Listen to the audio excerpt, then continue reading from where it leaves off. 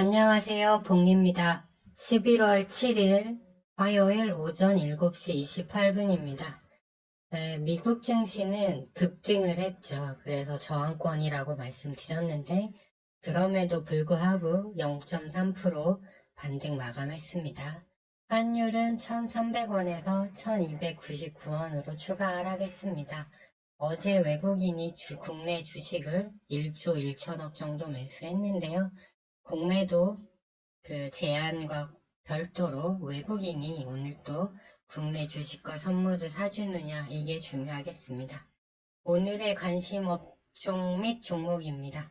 저는 코리아나를 계속 가져오고 있는데요. 화장품 쪽에서 코리아나와 마녀공장, 그다음에 카지노 쪽에서는 롯데관광개발입니다.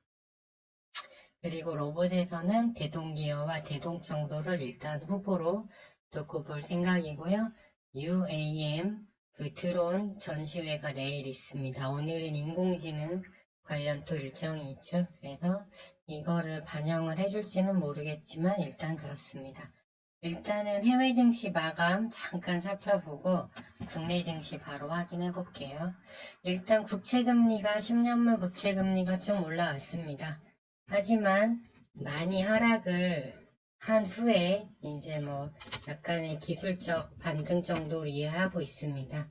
그래서 어제 나스닥이 그래서 보합 정도 강보합으로 끝났고요. 유가는 약세였습니다. 그리고 달러 지수 선물도 기준선 아래로 내려와서 많이 하락했기 때문에 조금 반등이 나왔어요. 그리고 이제 나스닥 선물인데 보시면 여기 기준선을 돌파했습니다. 이제 어제 그 정도로 제가 어제 말씀드린 게 지금 시장에 특별한 악재가 없다라고 말씀드렸잖아요. 그렇기 때문에 일단 강한 흐름이 나왔습니다. 여기서 이 상단 저항선을 돌파했기 때문에 안 깨고 여기서 움직이면 좀 더 위로 강하게 갈 확률이 열린 겁니다. 좀 더 자세히 살펴보면요. 미국 국채금리가 좀 오른 게 확인돼요. 하지만 위치상 문제는 없다. 그리고 빅스 지수도 여전히 하락 중입니다. 리플과 비트코인은 계속 상승 중이고요. 그리고 나스닥은 0.3%, 다우지수와 S&P는 0.1%, 0.18% 정도 올랐네요.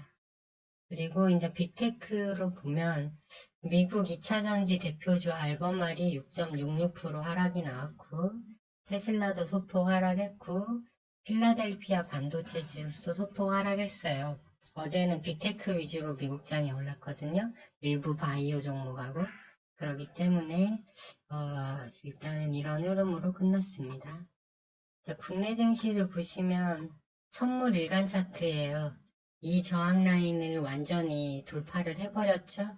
그래서 이제 여기서 골든 크로스가 났습니다. 그런데 어제 봉이 너무 양봉이 컸기 때문에 선물이 무려 4.91%나 올랐기 때문에 여기서 소폭 밀릴 수는 있지만 이 라인만 깨지 않으면 된다. 이렇게 보시면 될 것 같고요. 국내 지식 같은 경우에는 어제 너무 한 번에 급등이 나와서 이미 분봉에 과열 신호가 들어와 있습니다. 하지만 21선 지지 이 라인이 위로 올라올 때까지 기다리면서 이 고점에서 밀리더라도 크게는 안 밀릴 것 같아요. 어제 말씀드렸듯이 당분간 악재 나올 게 그렇게 있는 상황은 아닙니다. 증시에 이렇게 보시면 될 것 같습니다. 이제 화장품 쪽을 말씀드린 이유는요. 어제 에코프로 포함한 2차전지가 공매도 쇼커버링 이슈로 많이 올랐어요. 반도체도 마찬가지죠. 하지만 2차전지는 펀더멘탈 개선이 된 게 아니고 어제 알버말도 많이 빠졌잖아요. 그리고 반도체도 고점이고 어제 필라델피아 반도체 지수가 그리 좋지 않았죠.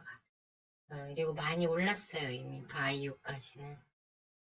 그렇죠. 그렇기 때문에. 근데 화장품 쪽은, 보시면 좀 오래 쉬었습니다. 지난주에 2번 정도 움직이고, 5일 정도 일봉상 계속 좀 쉬어가는 흐름이 나왔는데, 지금 호주 총리가 7년 만에 중국을 방문해서 정상회담 중이에요.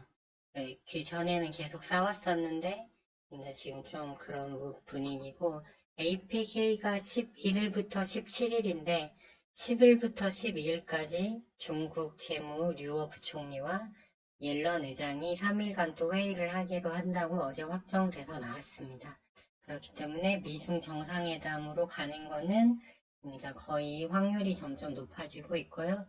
에이펙 회의에는 아시아 정상들이 모두 참여합니다. 그렇기 때문에 한중일 3자 정상회담도 그곳에서 열릴 수가 있다는 거죠. 그게 이제 중국 관련주 모멘텀으로 보고 있습니다.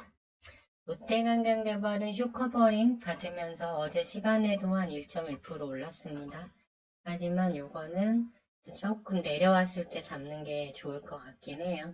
아무래도 우량주다 보니까 더 치고 갈 수도 있지만 일단 어제 시간에 올라서 한 번 더 칠 것 같기는 합니다. 그래서 좀 강할 것 같고, 어제 일부 화장품주들 실적 발표가 나왔는데 잉그루드랩과 코스메카 코리아가 어닝 서프라이즈 실적을 내서 시간에서 많이 올랐습니다. 그래서 상대적으로 저점이고 중국 관련 이슈도 있는 화장품 주들이 오늘 정도 아마 시세를 좀 줄 걸로 저는 보고 있습니다. 그래서 적당히 오르면 계속 가져가고, 왜냐면 이제 미중 정상회담 일정이 곧 나올 수 있으니까요. 가져가고 급등으로 올라가면 잘라 먹자 이런 전략인데, 코리아나하고 마녀공장 위치 나쁘지 않습니다. 매물대도 위에 있고, 그래서 일단은 이런 흐름으로 보고 있고요. 재건축 같은 경우는 어제 우크라이나가 러시아 해군 전함을 또 격추시켰죠. 공습도.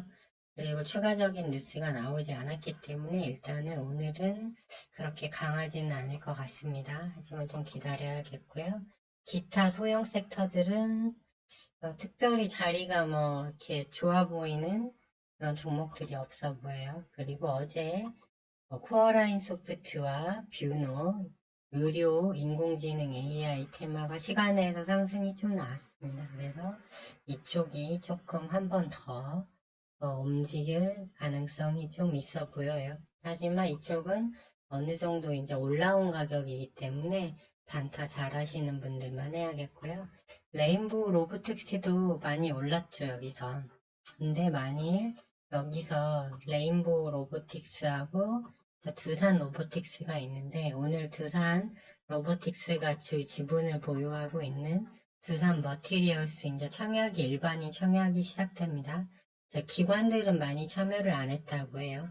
그래서 만약 그게 흥행 소식이 난다고 하면 위로 올라가겠는데 매물대가 바로 위에 있습니다. 그래서 오늘 레인보우와 두산 로보틱스 많이 오른 자리인데, 얘네들이 오늘 또 많이 좀 강하게 간다면 상대적으로 저점에 있는 농기계 자율주행 관련주 대동하고 대동기어 정도가 약간 저점 자리거든요. 얘네는.